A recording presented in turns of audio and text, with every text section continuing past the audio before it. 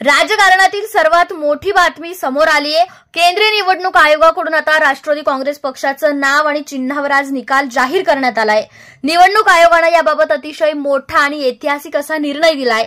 या निकालात राष्ट्रवादी काँग्रेसचे अध्यक्ष शरद पवार यांच्या गटाचा मोठा पराभव झालाय।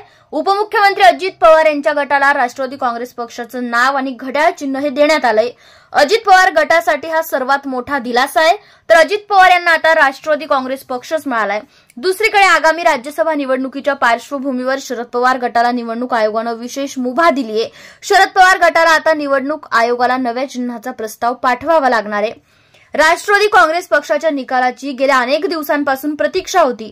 निवडणूक आयोगाच्या सुनावणीला राष्ट्रवादी काँग्रेसचे अध्यक्ष शरद पवार हे स्वतः हजेरी लावताना बघायला मिळाले।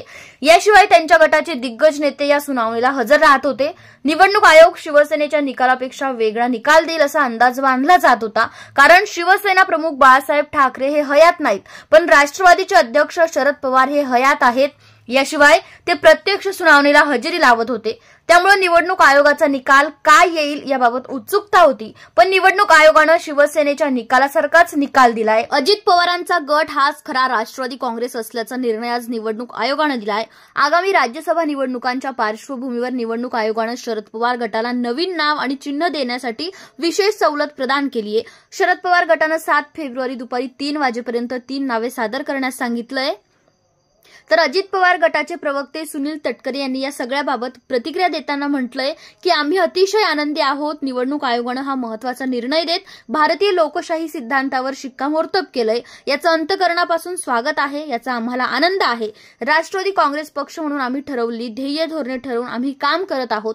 राष्ट्रवादी काँग्रेस पक्ष म्हणून राज्यात अजित पवारांच्याच नेतृत्वाखाली आपली भूमिका योग्य पद्धतीने बजावेल आणि राज्यातील जनतेचा फार मोठा पाठिंबा पाठबळ आम्हाला मिळेल असा विश्वास मी व्यक्त करतो, असं तटकरे यांनी म्हटलंय। तर यावरच अजित पवारांनी त्यांची पहिली प्रतिक्रिया दिली। तर निवडणूक आयोगाच्या या निर्णयानंतर अजित पवारांनी पहिली प्रतिक्रिया दिली। यावेळी त्यांनी निवडणूक आयोगाचा निकाल विनम्रपणाने स्वीकारत आहे असं म्हटलंय। तर या सगळ्या प्रकरणावर तुम्हाला काय वाटतं ती प्रतिक्रिया खाली कमेंट बॉक्समध्ये कळवा।